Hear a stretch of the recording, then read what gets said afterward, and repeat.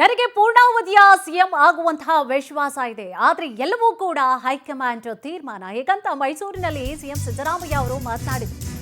ನನಗೆ ಪೂರ್ಣಾವಧಿಯ ಸಿಎಂ ಆಗುವಂತಹ ವಿಶ್ವಾಸ ಇದೆ. ಆದರೆ ಎಲ್ಲವೂ ಕೂಡ ಹೈಕಮಾಂಡ್ನ ತೀರ್ಮಾನ. ಹೇಗಂತ ಮೈಸೂರಿನಲ್ಲಿ ಸಿಎಂ ಸಿದ್ದರಾಮಯ್ಯ ಅವರು ಮಾತನಾಡಿದ್ದಾರೆ.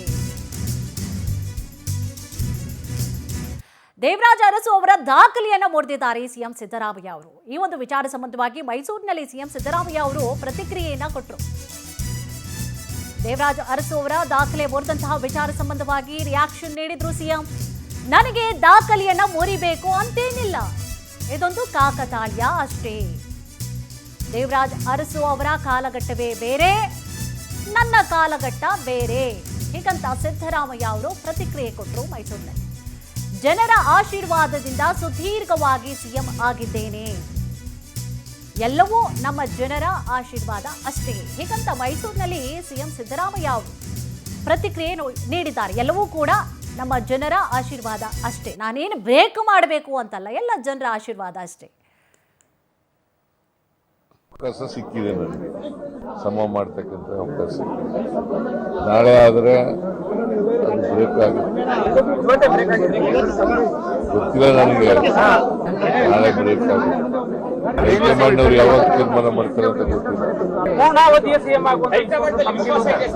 ವಿಶ್ವಾಸ ಇದೆ, ವಿಶ್ವಾಸ ಇಲ್ಲದೆ ಆಲ್ ಡಿಪೆಂಡ್ ಅಪಾನ್ ಹೈಕಮಾಂಡ್ಸ್ ಡಿಸಿಷನ್. ಅವಕಾಶ ಸಿಕ್ಕಿದೆ, ನನಗೆ ಸಮ ಮಾಡ್ತಕ್ಕಂಥ ಅವಕಾಶ. ನಾಳೆ ಆದರೆ ಇದೇ ವಿಚಾರ ಸಂಬಂಧವಾಗಿ ಹೆಚ್ಚಿನ ಮಾಹಿತಿಯನ್ನು ಕೂಡ ನೀಡ್ತಾ ಹೋಗ್ತಾರೆ ನಮ್ಮ ಪ್ರತಿನಿಧಿ ಪ್ರೇಮ್ ಕುಮಾರ್. ಎಸ್ ಪ್ರೇಮ್ ಕುಮಾರ್, ಪೂರ್ಣಾವಧಿಯ ಸಿಎಂ ಆಗಿರ್ತಾರಾ ಅಂತ ಒಂದು ಪ್ರಶ್ನೆ, ಜೊತೆಗೆ ಮತ್ತೊಂದು, ಈಗಾಗಲೇ ಅರಸು ಅವರ ದಾಖಲೆಯನ್ನು ಬ್ರೇಕ್ ಮಾಡಿರುವಂತಹ ವಿಚಾರ, ಎರಡೂ ಸಂಬಂಧವಾಗಿ ಏನಂತ ಪ್ರತಿಕ್ರಿಯೆಯನ್ನು ಕೊಟ್ಟಿದ್ದಾರೆ, ಏನಿದೆ ಮಾಹಿತಿ? ಹೌದು, ಮೈಸೂರಿನಲ್ಲಿ ಸಿಎಂ ಸಿದ್ದರಾಮಯ್ಯವರು ಅತಿ ಹೆಚ್ಚು ವರ್ಷಗಳ ಕಾಲ ಆಳ್ವಿಕೆ ಮಾಡಿದಂಥ ಹಿನ್ನೆಲೆಯಲ್ಲಿ ಕೂಡ ಮೈಸೂರಿನಲ್ಲಿ ಸಂಭ್ರಮ ಮನೆ ಮಾಡಿರುವಂಥದ್ದು.